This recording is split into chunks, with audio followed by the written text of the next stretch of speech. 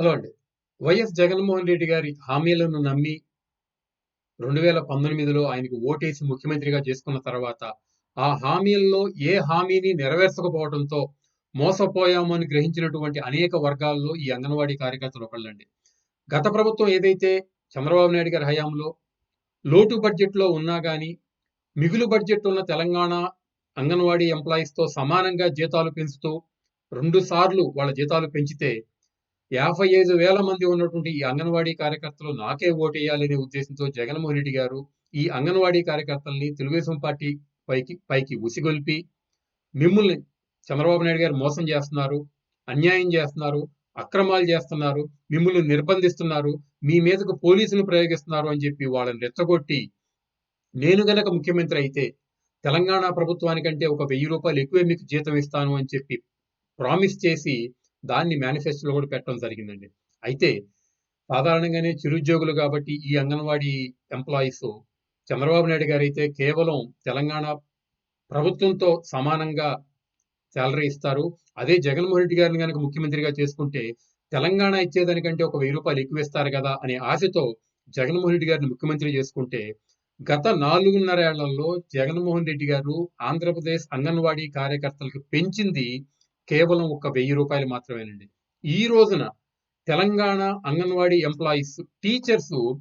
21,650 నెలకి సాలరీ తీసుకుంటుంటే ఆంధ్రప్రదేశ్‌లో ఉన్న అంగన్వాడీ టీచర్స్ తీసుకుంటుంది కేవలం రూ. 11,500 మాత్రమే. తెలంగాణలో ఉన్న అంగన్వాడీ ఆయాలు రూ. 16,800 ప్రతి నెల సాలరీ తీసుకుంటుంటే మన ఆంధ్రప్రదేశ్‌లో ఉన్న అంగన్వాడీ ఆయాలు కేవలం రూ. 7,000 మాత్రమే తీసుకుంటున్నారు. అంటే చంద్రబాబు నాయుడు గారిని కాదని జగన్మోహన్ రెడ్డి గారిని ముఖ్యమంత్రిగా చేసుకోవటం వలన ఈ అంగన్వాడీ ఎంప్లాయీస్ గత 4 ఏళ్లుగా నెలకి దాదాపు రూ. 10,000 నష్టాన్ని చూస్తున్నారండి. అయితే ఇచ్చిన హామీని నెరవేర్చకపోగా అంటే తెలంగాణ కంటే ఒక రూ. 1000 ఎక్కువే ఇస్తానన్నటువంటి హామీని నెరవేర్చకపోగా తన సాక్షి మీడియాలోను, తన మంత్రులతో అబద్ధ ప్రచారాలు చేస్తుంటే సాధారణంగానే మోసపోయినటువంటి వాళ్ళకి ఇంకా మోసం చేస్తుంటే బాధ కలుగుతుంది కదా!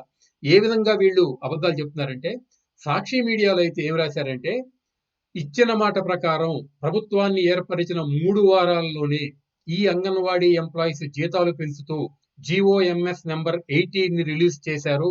ఇది జగన్మోహన్ రెడ్డి గారికి అంగన్వాడీ కార్యకర్తల మీద ఉన్నటువంటి ప్రేమ అని ప్రచారం చేయడం జరిగిందండి.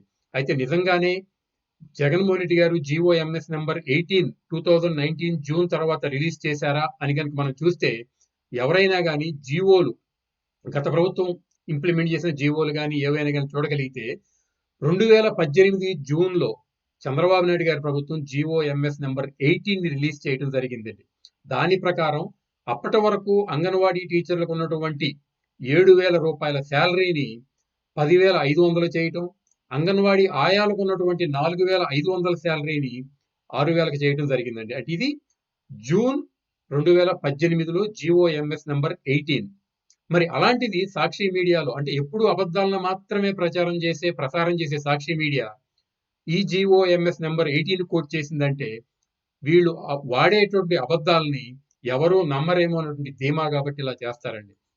చంద్రబాబు నాయుడు గారు 2016 ఏప్రిల్‌లో జీఓఎంఎస్ నంబర్ 8 ద్వారా అప్పటి వరకు అంగన్వాడీ టీచర్లకు ఉన్నటువంటి 4,200 సాలరీని 7,000 చేయటం, అంగన్వాడీ ఆయాలకు ఉన్నటువంటి 2,200 సాలరీని 4,500 చేయటం, 2018లో ఈ 7,000ని 10,500 చేయటం, 4,500ని 6,000 చేయటం ఇవన్నీ చంద్రబాబు నాయుడు హయాంలో జరిగినాయి.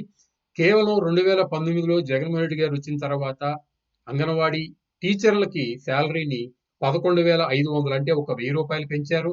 అదేవిధంగా అంగన్వాడీ ఆయాలకి 6,000 నుంచి 7,000 మాత్రమే చేశారు.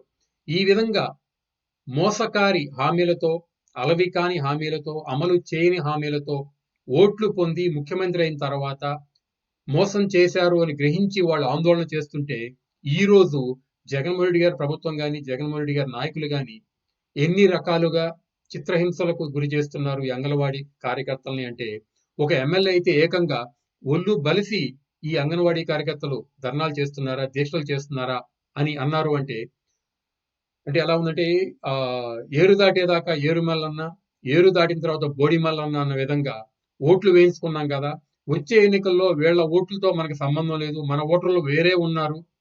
మనకు ఓట్లు ఎలా రావాలో మన మార్గాలు మనకున్నాయి కాబట్టి, వీళ్ళ ఓట్లతో మనకు సంబంధం లేదు కాబట్టి, ఈరోజు వీళ్ళని తిట్టినా మనకి ఏమాత్రం రాజకీయంగా నష్టం జరగదు అనే ఉద్దేశంతోనే ఈరోజు ఆందోళన చేస్తున్న అంగన్వాడీ కార్యకర్తలను అవమానించటం, అవహేళన చేయటం, వాళ్ళ మీద కేసులు పెట్టడం, వాళ్ళని దుర్భాషలాడటం చేస్తున్నారంటే, ఇంతకంటే నీతిమాలిన రాజకీయం ఏ రాజకీయ నాయకుడైనా చేస్తాడా అని ఇక్కడ మనం ఆలోచించుకోవాలండి.